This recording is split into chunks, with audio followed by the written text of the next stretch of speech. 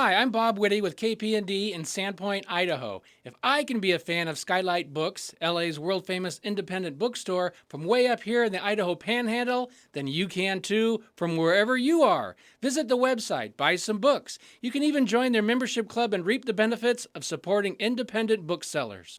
Thanks.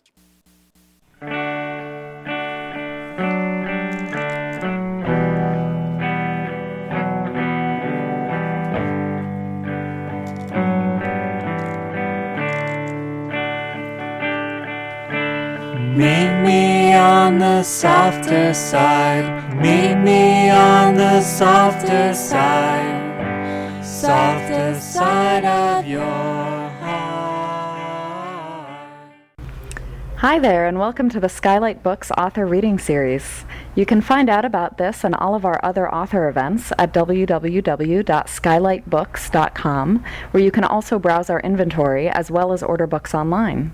You can also follow us on Twitter or even be our friend at facebook.com. If you'd like to talk to a real person, we can be reached at 323-660-1175. And don't forget, Skylight Books depends on listeners like you to help support us. So whether you're in our neighborhood or browsing online, buy a book or two to help ensure that we'll be around for a long, long time. Thanks and enjoy. All right. All right. Well, on the heels of the pink wormy thing, let's plunge right in. So I would like to start by talking about the photograph. It's a kind of gutsy thing to take this. I mean, part of the book is about the sort of iconic status of the photograph and its effect on the people around the photograph.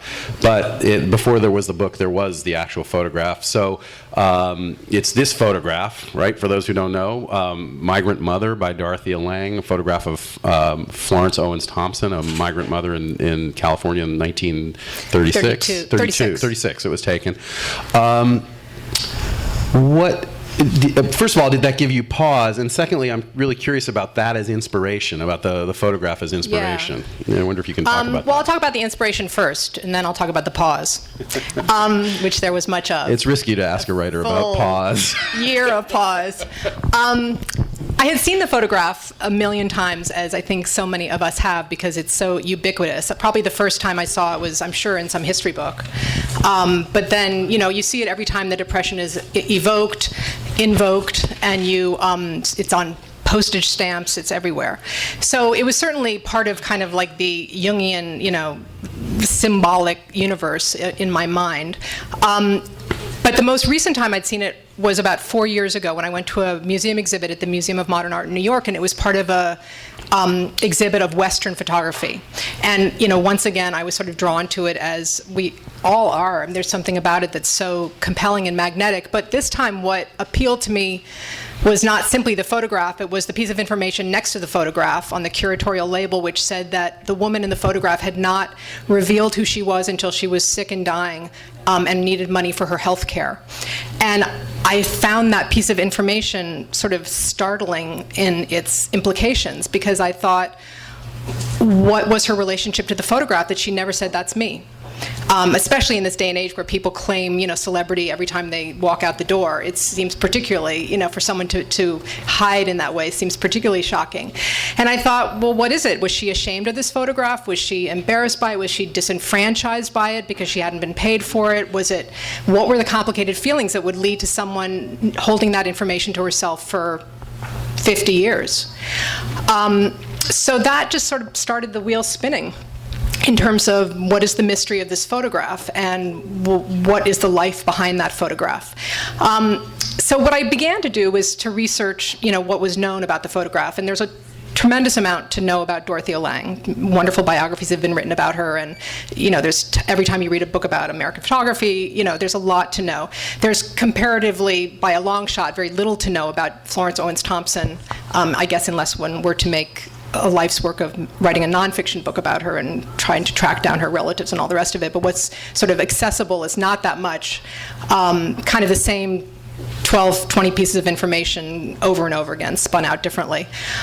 So I began by sort of structuring the book using what I knew of their lives as kind of framework. But once I wanted to develop the interiority of the characters, I kind of moved away from the real Dorothea Lange and the real Florence Owens Thompson, both because I don't know what they thought or felt, and because I was obviously going to invent situations in which I would have no idea how they thought or felt. And also because what I kind of discovered going along in the process was that the book was about reinterpretation, and that, which goes to the first part of your question, which is, did it give me pause to take on this photograph? And it did give me pause for a really long time. I would say there was a full 6 to 8 months where all I was doing was thinking about this, and a lot of times thinking, can I do this? Am I allowed to do this? Is this okay to do? And what I began to understand as I thought more about it, thought what I was doing was that I understood that my job and was not unlike what happens with any historic artifact, which is that it is reinterpreted and recontextualized by anybody who sees it, in terms of who they are, what subjectivity they bring to it, and in terms of where they are in history, what the world that you're looking at it, where you're standing looking back at it, and that there is no sort of absolute truth to anything. I mean, we know when treaties were struck and we know when wars were fought, but when you get into the kind of the grains of sand of history, it's very hard to say this is what happened, this is what someone felt. And so once I began to understand that that was really something that I was not only going to experience writing the book, but it was very much what I was going to write about, my pause ended, and I was able to sort of begin to sort of bring to the work my own fictional imagination and make it into something lyric rather than something real. It's interesting because it makes for an interesting tension in the book, because presumably most readers have seen the photo or are familiar with the photo, and certainly the design of the book encodes the actual photograph into the fiction, and yet we lose sight of the history, right? We lose sight of the biography in the development of the characters. At what point in the writing, or what in your working on the book, did that happen? Did that happen fairly early? Did you use, because I know that some of the biographical details are similar, but then it does sort of take its own form. At what point did you move Stop thinking about Dorothea Lange? Stop thinking about Dorothea Lange and Florence Owens Thompson, and did you feel? I don't know. I'm curious about the permission question. I don't know quite how to phrase it. Yeah, I know exactly what you mean. I think as soon as I started to write, I had moved away from Dorothea Lange. I think the research that I did in the beginning was really grounded in the real people, and then once I sort of gave myself permission to write, they quickly became Mary Coyne and Vera Dare, and I actually stopped looking at the photograph. It's funny, people often say, did you have that photograph on your desk? And I actually didn't. I had a different Dorothea Lange photograph on my desk that had nothing to do with this. I almost needed, obviously it was in my mind, and I referred to it occasionally when I needed to, but I didn't look at it. I didn't think of it as Dorothea Lange and Florence Thompson. I thought of Vera Dare and Mary Coyne. And I think until I was able to make that leap fully, I would not have been able to write the book. And the permission aspect is interesting. I mean, there's so many books that I admire that do what I did, or do it. I mean, Libra, the fabulous book by Don DeLillo is, he talks about all those characters and what they, the real people, and imbues them with thoughts and feelings, and certainly Ragtime, or there's hundreds of books that do it. So people find different. They stand in relationship to the real people in terms of their fiction in very different ways. And for me, I needed to sort of make the break, rename them, and invent them in order to write it. I don't think I could have called them Florence and Dorothea and written a book that I think I would have had always that ill feeling inside if I had done that.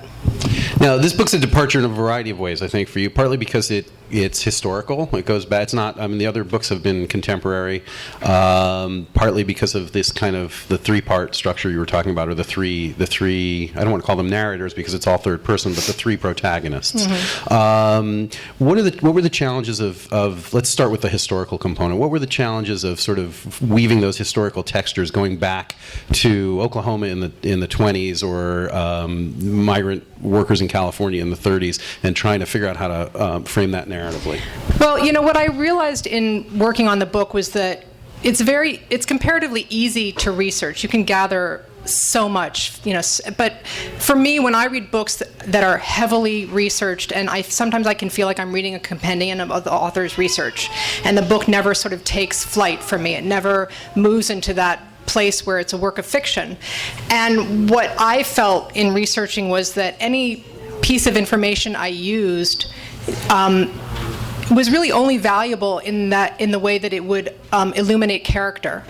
And that it didn't really matter, what kind of, what the make of the car was, unless that actually had to do with character, and unless the character interacted with that piece of information in a way that would make the reader know more about that character or know more about the character in that time.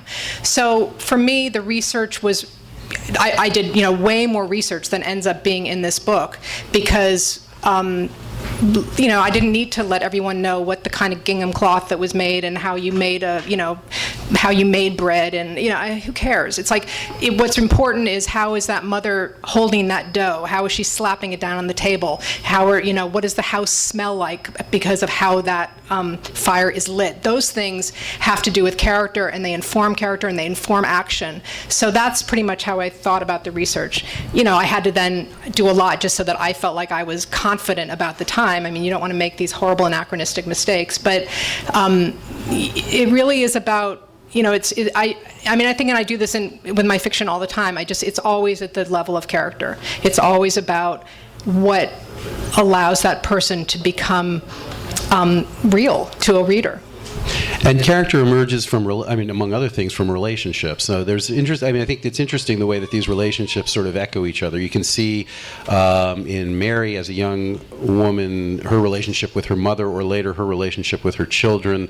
There's certain echoes with Walker's relationship with, say, his daughter, and kind of that interplay within a family. I wonder if you can talk about that, because that's something I've noticed throughout your books. This sort of the dynamics of family. I think it's one of the things that is most sort of consistent throughout your fiction. Yeah. David and I get together for coffee quite often, and we pretend that we're having these high-minded literary discussions, but we really end up doing is just talking about family all the time. And before we came out, I said, this is just going to be like coffee with an audience, and Marisa said, we can't talk about the kids. So. I think family fascinates me because it is sort of this mystery embedded in everyone's lives. The relationships that you have with the people in your family both form you, and they are what you strike out against. There are secrets in families that sort of end up being baggage that you carry with you, for generations carry with them. So they have almost all the elements of any great drama.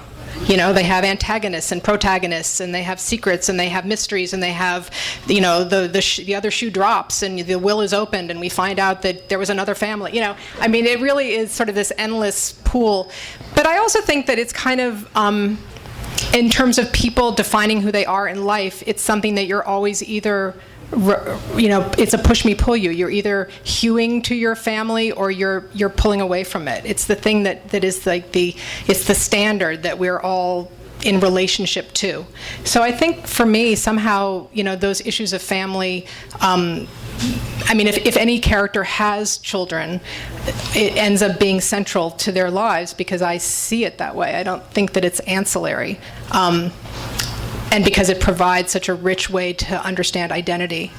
The other thing that was really interesting about the book was thinking about motherhood, which is, there are two mothers in this book, and they're very different kinds of mothers. And one could, in a very kind of uninteresting way, say that Mary is the better mother, and Vera is not as good of a mother, because she actually, when she starts to work, she sends her kids to foster care. She has really ambivalent relationships about her desire to be a mother. I don't actually, that's a very reductive way to look at it. I don't think it's actually true at all. And what interested me to think about and talk about was, in society we have this ideal mother. And that ideal mother has to be the selfless, all-loving, all-caring person, and that doesn't exist. And so it's interesting to me to write the varieties of mother, and to see that there is no black and white, there is no good and bad, that embedded in what we think of as being bad is good, and embedded in what we think of as being good can sometimes be harm. And that really interests me to write about, and was really a great way to think about these two women who both struggled with motherhood in very different ways. Well, I will say, it's in this book, it's in other books. I know of no other writer who writes better about the interminable nightmare of an endless afternoon with toddlers. Tedium? Did we say tedium? But I also want to talk about time, because I think that one of the things, I mean, it's not just here, but it operates here over a longer stretch of time, that we see these relationships, not just parent-child relationships, sometimes sibling relationships, but often mother-child relationships over a long period of time. We see both of these women, Vera and Mary, as young women with young children, and then we see them later as old women approaching death with not even adult, but middle-aged or even older children in their 50s and 60s. Mm-hmm. And there's something really interesting about that scope of time in terms of those relationships. I wonder if you can talk a little bit about that. Yeah, I mean, I think what's interesting, I mean, as an adult, child, as many of us are, the relationship is so different, and it's so altered from when you're a child to a young parent. And I was interested in sort of seeing what the repercussions of these very intense mother-child experiences for these women when they were young. I mean, Mary Coyne had 7 children, and she was impoverished, and she fed them at times 1 meal a day, and she managed to, they made it through. And then Vera Dare, who, as I said, had these 2 children, and she had varying degrees of, kind of ambivalence about it. So it was just really fascinating to me to then say, okay, well, what is the end result of that? What is the relationship of these children to the parent situation that I have so described and that people sense? What happens? And and also trying to make it not black and white. I mean, just because Vera Dare fostered her kids out does not mean that her children dislike her in the same ways, that they each have individual relationships to her that are very much, I mean, every parent has an individual relationship with their child that goes on into adulthood. So I think part of it was just my interest in seeing how that shifts, and what remains of the early relationship, and then what is very different in the adult relationship. And I was also interested in this idea of how much do parents owe their children a sense of their history? It's something that the third character, Walker Dodge... A sense of the parent's history. I'm sorry. That the third character, Walker Dodge, is very cognizant of, because one of his kids is sort of spinning off the rails, and he feels very guilty that he somehow hasn't given her enough of a foundation of history, because it's something that he's ignored in his life for various reasons. And Mary in the book at one point consciously hides some of her history from her children, and feels very much like it is not in their best interest, and it's not her job to tell them everything about her. And I'm interested also in that, and like, how much do parents owe their children of their secrets? Well, it's interesting because I was going to bring up Walker. It's interesting because Walker also feels that he knows very little about his own father, who he's sort of looking into. He's looking into his father's life as part of the narrative movement of the novel, and he feels that kind of, that not even that his father is a mystery, but in a lot of ways that his father is a blankness. So we see sort of him trying to react in a certain way with his own daughter, but at the same time, as does Mary, and in many ways as does Vera, they all sort of come to some realization that you're only responsible for your children to an extent, right? That your children ultimately, or people are ultimately responsible for themselves. That we do what we can, or we do what we do, but that it's a much more complicated mix of influences. Yeah, I think so. Although I think as a parent, probably you feel that intellectually, but you probably still feel that somehow you're responsible. I mean, even if your 60-year-old child is having trouble, probably at the same time that you intellectually say, they're grown up, they're their own person, you probably still feel that. And I think that given the experiences that both these women go through, and that Walker is going through with his own teenage daughter, that it's a lot about that. What is the level of responsibility, and what is and what is not? I mean, the thing about parenting is that, we all would like to think that we're sort of sui generis and that we invent ourselves out of thin air, and we really don't. And so it's that constant tension between, am I just the destiny that was laid out for me by generations and generations? Is it inevitable? Am I caught in this kind of, vortex of genetics, or can I define who I am? Can I be my own person? And I think that's an unanswerable question, but a worthy question to do battle with in fiction. I want to go to Walker, but I want to just stay with us for one more question, because the other thing that it raises, which comes back to the photograph, is the idea, again, in time. The photograph is just one moment. We think of that photograph, whether the fictional photograph or the actual photograph, as somehow defining, right? Because it's the thing that we see. This woman's entire life is encapsulated in this photograph. But one of the really lovely things about the novel is that the photograph is almost, the actual moment of the taking of the photograph is almost incidental. It takes place in a couple of pages deep in the book. We know, we've sort of moved around and we see the history, and we really see the photograph as just an image of a moment where there's an entire history on both sides of that moment, right? And the same, I think, is true with these children. Both Mary, at one point late in the book, talks about how she wished with some of her kids that she had been less of a hard ass, or less of a hard ass realist. I like that she, that she was very upfront about, here's what the deal is, right? You're not going to grow up to be president. We're going to be lucky if you get 2 meals tomorrow. So let's just focus on what is, and that she feels that in some way that's curtailed their sense of hope, and that there's a bit of regret, but yet it's part of who she is. So there's always this sense of time and movement through the book, with the photograph as a kind of centerpiece. So I'm curious about how all that came together, and sort of your thinking about that. About how time... Well, the idea of history, but history encapsulated in a moment, and how we tend to think we know things, but there's always more on either side. Well, I think the whole excitement for me was, as you say, a photograph. A photograph is like a moment trapped in time. So it's like a piece of past. And if you just look at the photograph and take it and don't think too much about it, and just think, oh, there's a picture of a woman and her children, that's one way to relate to that photograph. But if you think about what's around the edges of the photograph, I mean, I'm always interested in what's next to the person that you're looking at. Here's the subject of this picture, but what's over there? I think about it in film too. It's like, what was happening in the cafe next to our protagonist. And so I'm not really answering this question, but I think that what interests me is to sort of not think about just that moment, and not think of the moment as being this kind of epic thing that is defining, but that it really is part of the flow of time. And what happens before and after is just as important as that moment. And I think that's something that the character of Mary Coyne struggles with too, is that, this photograph has sort of trapped her in amber in the most desperate moment of her life.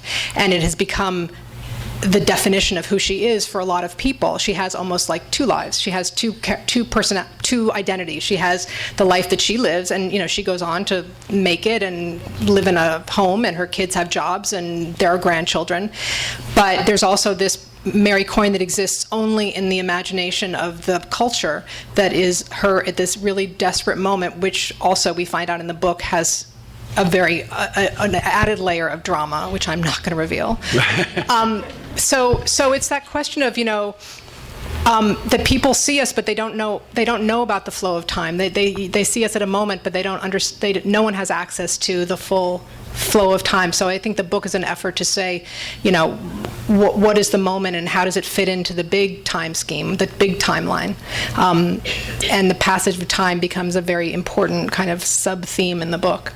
Yeah, I mean, it's remarkable. If you actually use my favorite digital resource and Wikipedia, Florence Owens Thompson, there's a photograph of her and her family taken in 1979 where she's an elderly woman in a pantsuit, in a bad 1970s pantsuit, and it's really incredible to see that photograph and juxtapose it with the other. Yeah, and her children are middle-aged, and they're all looking healthy, and I mean, when you think about where they came from, which was also one of the things that really, I mean, this is a little off the topic, but when I was doing the research and I was reading these first-hand accounts of life in the Depression, and especially children's accounts, one of the things that struck me was not the horror and the, oh my God, we had to eat dead bird today, but also the joy that people would remember. They would remember the games they played, and they would remember the penny candy that they got, and they would remember the family love. And it really, so the book to me is not sort of about the desperation of a time, but it's really about endurance.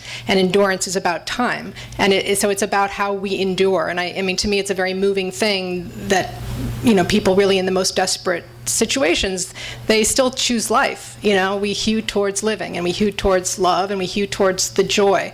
So that was one of the things that kind of made me feel like, okay, I'm not just writing about a desperate situation. I'm really writing about what is it in human nature that endures.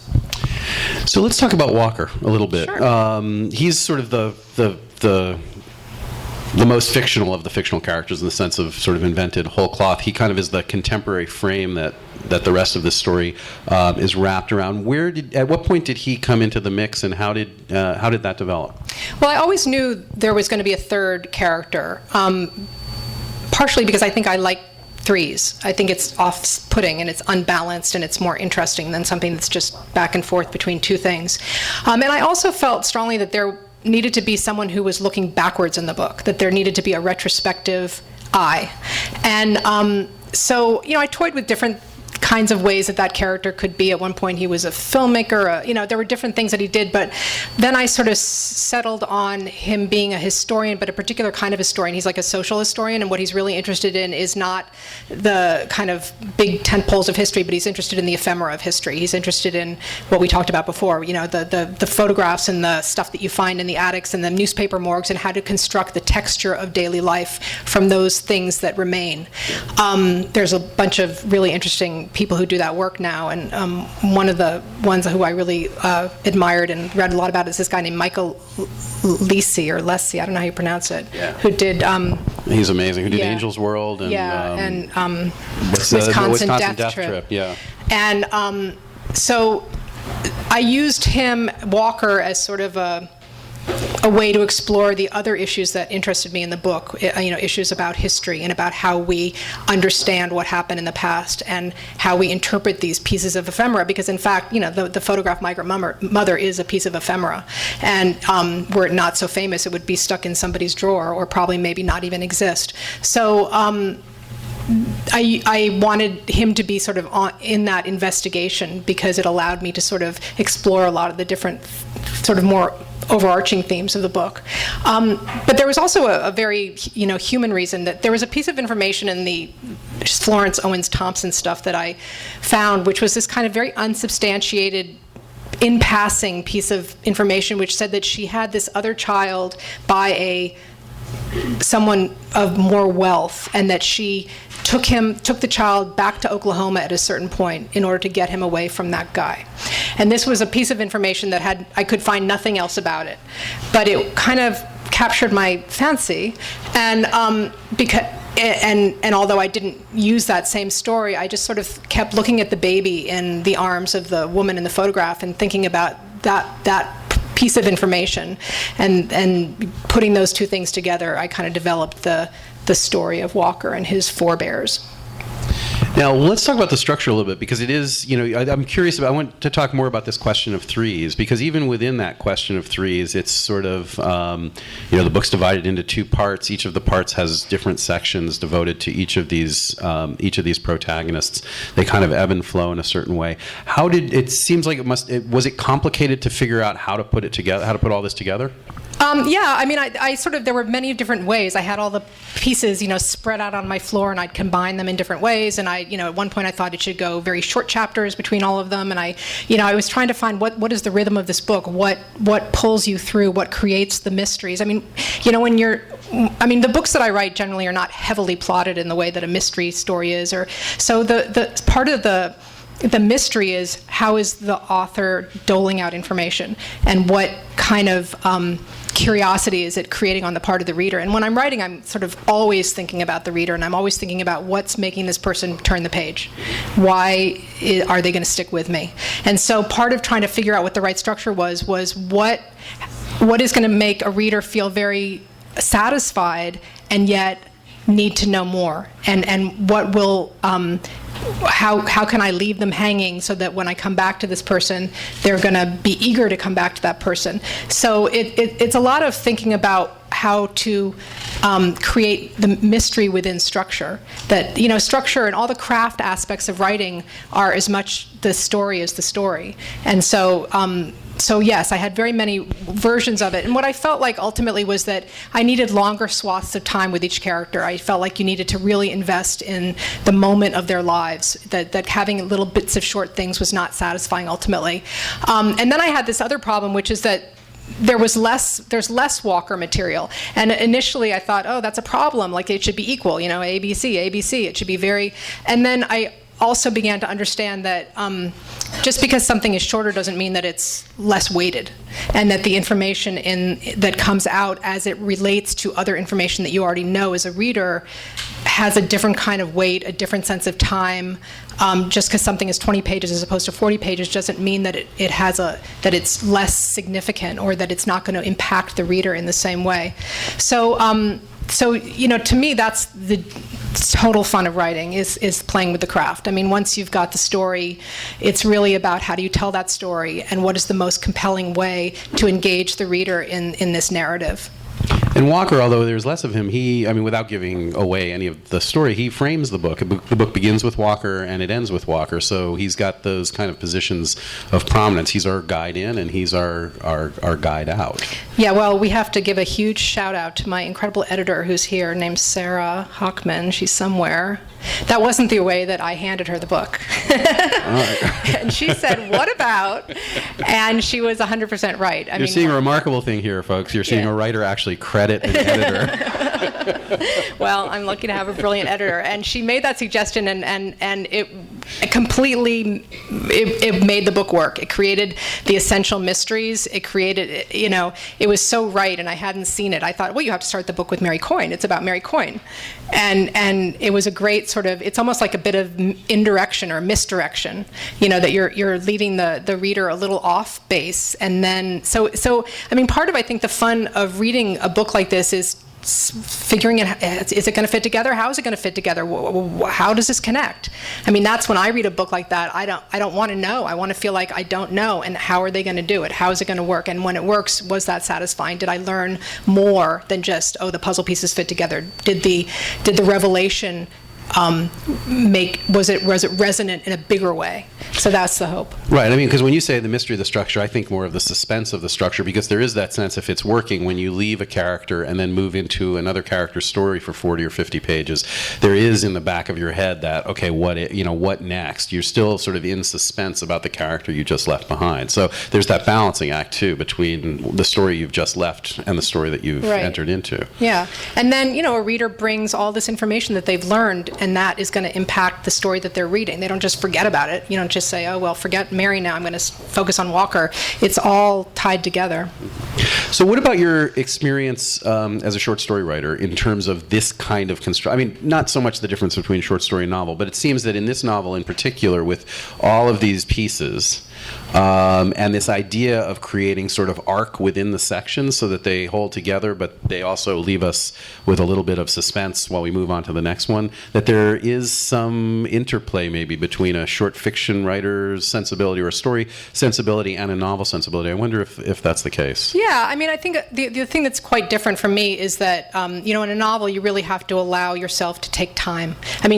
Short fiction writing is really about concision, and it's about choosing very few gestures that tell a story. And whenever I write a lot of short fiction and then I turn to a novel, I have to remind myself that it's okay to breathe, it's okay to take time, it's okay to be inside of a person's head for a really long time, which is not what I allow myself to do in short fiction. But I think I was conscious not to make it feel like three short stories strung together. That they had to sort of build upon one another as in this, it had to keep feeling like it was opening out and opening out and opening out. I didn't want to feel like I was closing down on ideas every time I finished a story. So they are pretty different. Yeah, I didn't want to feel like it was just kind of connected short stories at all, which I don't think it is. No, I don't think so either. Thank you. I think, should we open it up to some questions from the audience? All right, if you guys raise your hand, we will call on you. Yeah. You have one right here. You graciously said that wasn't, you generously said that wasn't what the book was like when you handed it to your editor. When you handed it to your editor, did you think that was the way that it should be? And when she said, her idea, was it instantly, oh my God, she's right, or did you have to be convinced? When I handed it to her, no, I mean, I hope that she would make it better, frankly. That's the beauty of a good editor, is that, you hope that I mean, I didn't know that there was a problem. I didn't see that was a problem. If I had, I probably would have corrected it myself. But I think that, but you hope that when you have a conversation, an interplay with an editor, they're going to see things that you don't see, or they're going to see values that you didn't initially see. No, the minute she said it, I thought, oh, I get it. I totally understood because it wasn't obvious, but the ripple effect of it was suddenly very exciting. So it was a wonderful suggestion. It was kind of maybe made the book work. Lucky me. Other questions? Don't be shy. Yeah, right over there. I was curious if you guys felt to be contemporary or historical. Well, at the moment, it's sort of a very big canvas that sort of moves over a long period of time. But I'm so at the beginning of it that who the hell knows? It could be, it could be science fiction as far as I know at this moment. But I think so far what I'm thinking is that it's another pretty big canvas of time. So actually, I'm going to jump in because this raises a question for me. How much do you generally know when you start writing a book? Oh, nothing. I know like the shreddiest thing, and then I pretend that it's a real idea, and then I start madly reading and trying to find little things to hook other ideas on. Now, I never start with anything, and I don't know where I'm going, and I try not to. I try really hard. If an idea comes to me fully formed, I never work on it because it's done. It's not surprising to me. It doesn't have any mystery to me. It's not going to surprise a reader. So it's really got to be something that I don't know for a really long time until I finish it, in order for me to feel like it's going to, that what I've come to through writing it is going to be interesting and surprising and resonant, and so that for the reader it's going to feel like that too. I think if it's something that I know, this is going to happen and that's going to happen, and then at the end they're going to die or whatever, I think that it's boring for me, and it probably is going to be boring for the reader, because there's nothing. I think when you read a book and you can feel the author working their way through it, you can, and not that it's, kind of not clean or that it's awkward, but when sometimes you can feel the, I don't know, I'm not saying this right. You can feel both. I mean, at the same time you want to have an authorial hand guiding you through it, you also want to feel that there's a level of surprise on the part of the writer as well. Right, the living line. You want that Yeah. sense where you sort of go, where did that come from? I didn't see that coming. Right, and you exactly. have the sense that they didn't. Exactly. Question over there. That's a really beautiful way of describing what you just said. I was just wondering, as a younger author, you seem very at peace with that part of it. As a younger author? Thank you. I say you've written so many, and if your first book, or even when you started out, were you as at peace with that part of your process? In other words, was there any part of that was torturous to you, to kind of really not have a sense of the story you were telling, and having that million-piece puzzle kind of strewn about your floor, and sort of trying to find those corners that don't exist yet? I think when I first started writing, I was not tortured by not knowing. You're standing next to my husband, so maybe he can answer this question. How much torture was involved? But I don't think that I understood as much about the craft when I started writing. I think that when I started writing, I was a little more naive. Isn't the right word, but I wasn't as. I didn't have as much understanding of how to use the craft, how to use the elements of craft. So I think I was more focused on story itself than on how can I use the craft to tell the story. I think that's something that I've grown to understand more, that those elements are as much a part of the story as anything. But no, I've never known. I mean, I think part of it is just I'm not a plot-oriented person, so that it never comes to me as plot. It never comes to me like as a full one, first, second, third act or whatever. And it's frustrating. That's incredibly frustrating because you want to feel like the impatient impulse is to want to know that it's going to work. But I don't think that way. I think about characters, and I think about what they do next, and then I look at what they did, and then I try to figure out who they are because of what they did, and then I figure out what the next thing they're going to do is. I mean, my whole process is like, what action can I throw in front of these people that they have to trip over so that I can figure out what they're going to do, and then I can figure out who they are, and then I can figure out what their story is. And so it's a very, like, piece by piece by piece. Yeah. Marissa, I hope it's not a silly question, but how did you arrive at Mary Coyne?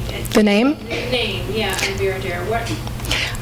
Mary Coyne I arrived at because my friend Rachel Kushner was telling me a story about somebody named Johnny Coyne.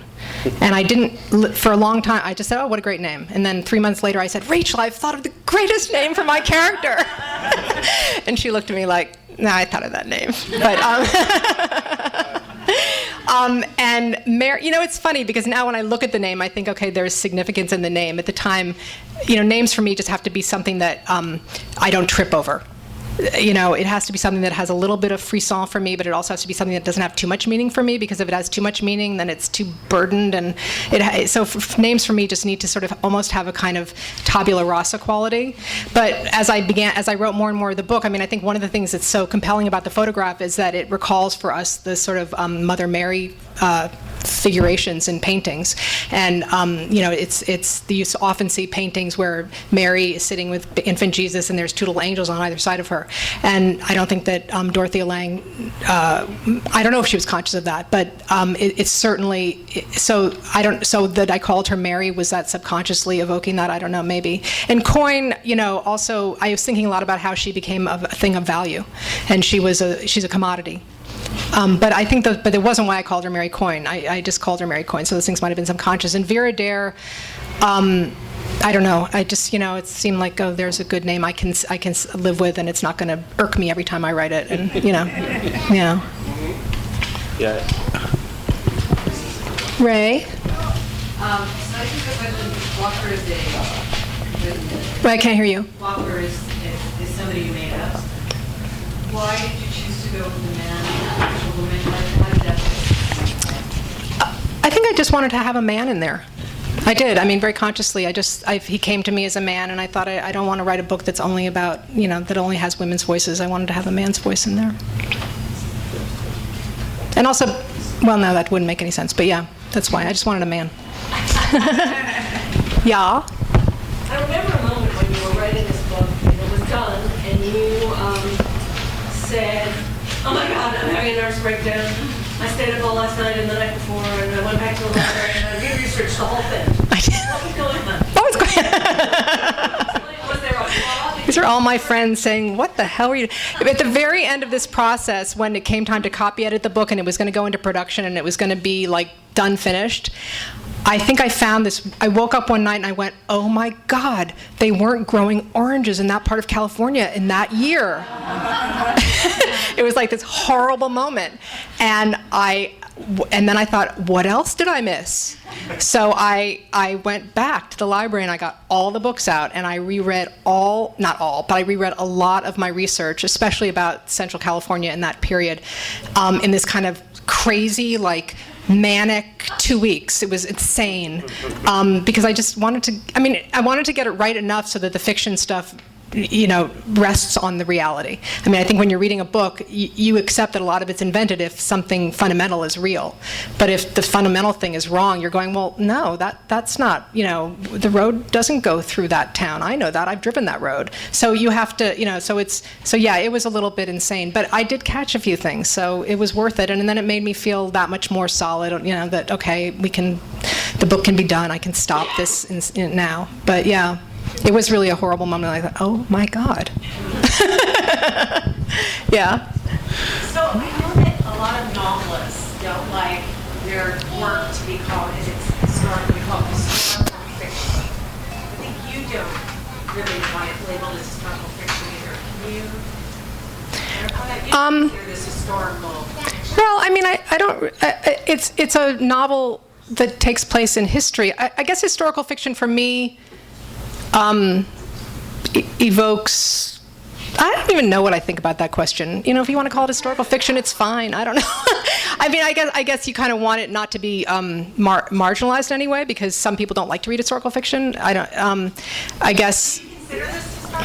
I don't think of it that way. Historical fiction is not something I really enjoy reading, because I'm always going, well, how do you know that's what Mary Lincoln thought? I have this very but so no, I think of it more like the way I think of, not to compare myself at all, but the way I think of DeLillo's Libra or Ragtime or any of those books, where I don't think of them as historical fiction. I think of them as literature set in time, in a certain time.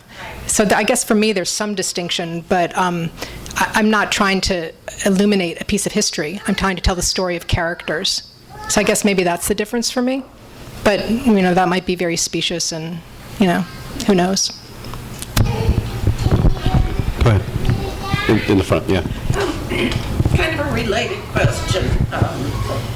When you started out, you were inspired by this real photograph that depicted a real person and a real photographer. And if I understood you correctly, you thought perhaps you were going to write an historical piece of fiction about those people, but then decided to create fictional characters. No, I never thought that I was. I never thought that I was going to tell the real story of Dorothea Lange. I always knew that it was going to be fictional.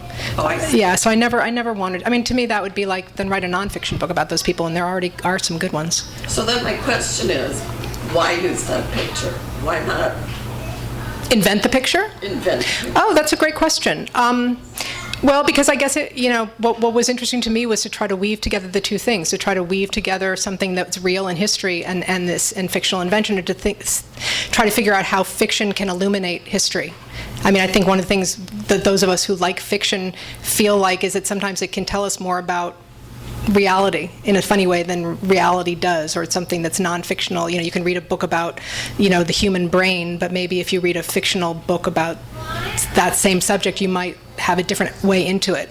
So I guess that's just my bent as a fiction writer, is that I'm interested in how the invented world can illuminate the real world. So for me it was interesting to try to weave those two things together. It's the buzz of implication, right? That's why I think E.M. Forster's line, that fiction gives you the buzz of implication all the time. So I've used that many, many times. Now it's yours. Okay. I think we have time for one more question, so go ahead. Hi, Lynn. So I do want to say that I love your talking about the question of motherhood. Your comments on that were a little bit illuminating about you as a mom. It was wonderful to listen to that. And also, a lot of what you've been talking about has got me charged to open it up and have a look. Good. Yeah. That's the point. An example of that for me would be when you were talking about the question of, are we just a genetic circumstance, or is there something else? Vortex. Vortex. So my question for you is, as the creator of this piece of work, and I realize the answer may evolve and change over time, so my question is, in this moment today, what is the most important driving reason for you presenting this to the world? Oh my God. I know. It's a perfect closing question. Well, there's a lot of things. No, it's okay. Why do I write? Because it's, why did I write this particular book? This one. Because when I thought of the idea, well, why do I write this one is why I write anyone. Because the way that I frame my life is through writing. One of the ways that I frame my life is through writing. That's one of the ways that I exist, is through writing something down and forming story. That's one of the other people run marathons, other people work at different things, but for me, writing is the frame through which I experience life, and through which I think about life, and through which I try to put together the things I feel about living. So that's why I write books. And the fun of writing this book is to say, here's something that you think you know, but you don't. And I'm not saying that this is the story of Florence Thompson or Dorothea Lange. I'm just saying any image that we see, anything that we take for granted, look harder and think more deeply, and what could it be, not what is it. So I guess that's what this book is for me. The short answer to that very enormous, scary question. and a good answer. Well, thank you, Marisa. Thank you all for coming. Thank you.